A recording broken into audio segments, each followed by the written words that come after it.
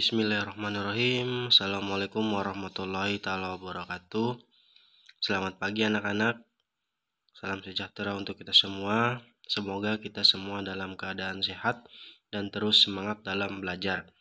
Sebelum memulai pembelajaran, terlebih dahulu kita berdoa menurut agama dan kepercayaannya masing-masing. Pada pertemuan kali ini kita akan membahas di bab 1 tentang perumusan dan penetapan Pancasila sebagai dasar negara. Inilah peta konsep perumusan dan penetapan Pancasila sebagai dasar negara, di mana terdapat dua arah. Yang pertama itu dari perumusan, kemudian dilakukannya penetapan. Dari perumusan itu diawali dengan pembentukan PPKI, kemudian diadakannya perumusan dasar negara oleh Bapak Muhammad Yamin, Supomo, dan Insinyur Soekarno. Pada penetapan sendiri itu dilakukan dengan pertama pembentukan PPKI dan dilanjutkan dengan sidang PPKI. Barulah bisa ditetapkannya Pancasila sebagai dasar negara. Pada pertemuan pertama ini kita akan membahas tentang perumusan Pancasila sebagai dasar negara, pembentukan BPUPKI, tugas BPUPKI, sidang BPUPKI, dan tokoh BPUPKI itu sendiri. Dalam perumusan Pancasila tentunya kita harus mengetahui apa pengertian dari Pancasila sebagai dasar negara itu sendiri. Dasar negara adalah landasan kehidupan berbangsa dan bernegara yang keberadaannya wajib dimiliki setiap negara dalam setiap detail kehidupannya. Dasar negara bagi suatu negara merupakan dasar yang mengatur semua penyelenggaraan yang berbentuk sebuah negara. Jadi semua penyelenggaraannya dasar negara itu diatur pada dasar negara ini. Dengan demikian, jika negara tersebut tanpa ada dasar negara, berarti negara itu tidak memiliki pedoman, tidak memiliki arah dan tujuan sehingga memudahkannya munculnya kekacauan ataupun kegaduhan. Dasar negara sendiri itu sebagai pedoman hidup. Bernegara mencakup norma bernegara, cita-cita negara, dan tujuan negara. Dalam pengertian ini, Pancasila merupakan suatu dasar nilai serta norma yang mengatur pemerintahan negara, atau dengan kata lain, Pancasila merupakan suatu dasar untuk mengatur penyelenggaraan negara. Kemudian dalam perumusan Pancasila yaitu dapat dilakukan dengan dua cara, yaitu yang pertama pembentukan BPUPKI dan yang kedua perumusan dasar negara. Selanjutnya, dalam pembentukan BPUPKI dibentuk oleh Jepang pada peringatan pembangunan Jawa Baru pada tanggal 1 Maret 1945 dengan nama Dokuritsu Jumbi Tyosakai. BPUPKI direalisasikan oleh Jepang pada tanggal 29 April 1945 bersamaan dengan hari ulang tahun Kaisar Hirohito. Sedangkan BPUPKI dibentuk pada tanggal 1 Maret 1945.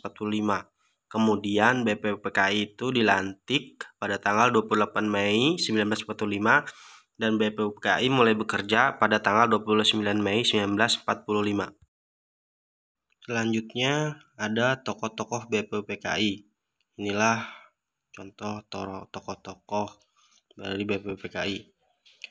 Di mana BPUPKI dilantik secara resmi oleh Jepang dengan anggota berjumlah 62 orang yang terdiri atas tokoh-tokoh bangsa Indonesia dan 7 orang perwakilan dari Jepang, di mana ketua BPUPKI pertama adalah KRT Rajiman Widodiningrat dengan dua wakil, Yang pertama Ichiban Bangiso, itu dari Jepang, dan yang kedua RP Suroso. Kemudian tugas-tugas dari BPUPKI itu sendiri yaitu untuk mempersiapkan dan memutuskan tentang ekonomi, politik, dan tatanan pemerintahan sebagai persyaratan yang harus dipenuhi oleh negara yang merdeka. Dilihat dari segi ekonominya, bagaimana, apakah sudah memadai, apakah sudah mencukupi untuk negara ini bisa merdeka. Kemudian politiknya, apakah politiknya sudah cukup bagus dan hukum apa yang akan diterapkan serta tata kelola pemerintahannya baik di daerah ataupun di pusatnya seperti apa sehingga memenuhi syarat untuk menjadikan negara tersebut merdeka. Sidang BPUPKI dilakukan secara 2 kali dengan sidang resmi dan tidak resmi. Sidang pertama dilakukan pada tanggal 29 Mei sampai dengan 1 Juni 1945 membahas tentang dasar negara. Sedangkan yang kedua pada tanggal 10 sampai 17 Juli 1945 dengan membahas rancangan Undang-Undang Dasar. Pada pelaksanaan sidang tidak resmi hanya dihadiri 38 orang. Kegiatan ini dipimpin oleh Bapak Insinyur Soekarno sebagai Insinyur Soekarno yang dilakukan ataupun dilaksanakan di gedung Chuo Sang-in atau kini dikenal dengan sebutan nama Gedung Pancasila. Selanjutnya, pada perumusan dasar negara merupakan pondasi berdirinya sebuah negara. Ibarat sebuah bangunan, tanpa pondasi yang kuat tentu tidak akan berdiri dengan kokoh. Oleh karena itu, dasar negara sebagai pondasi harus disusun sekuat mungkin sebelum suatu negara itu berdiri.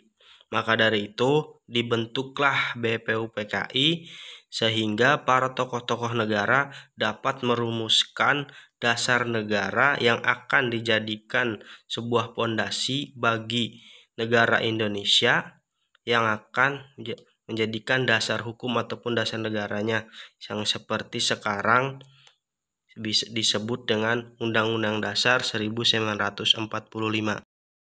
Terdapat 3 tokoh utama yang merumuskan dasar negara. Yang pertama Bapak Muhammad Yamin dengan 5 usulannya, peri kebangsaan, peri kemanusiaan, peri ketuhanan, peri kerakyatan, dan kesejahteraan sosial. Yang kedua Bapak Supomo dengan 5 usulannya juga, persatuan, kekeluargaan, keseimbangan lahir batin, musyawarah, dan keadilan rakyat. Yang terakhir yaitu Bapak Insinyur Soekarno dengan 5 usulan juga, kebangsaan Indonesia, internasionalisme atau perikemanusiaan, mufakat atau demokrasi, kesejahteraan sosial, dan ketuhanan yang berkebudayaan. Itulah 3 tokoh utama yang merumuskan dasar negara Indonesia. Cukup sekian pertemuan kita kali ini. Semoga apa yang Bapak sampaikan dapat dipahami oleh kalian. Dan mohon maaf jika ada salah-salah kata ataupun dari segi penulisan. Sampai ketemu di pelajaran PPKN berikutnya. Salam PPKN, good citizen. Wassalamualaikum warahmatullahi wabarakatuh.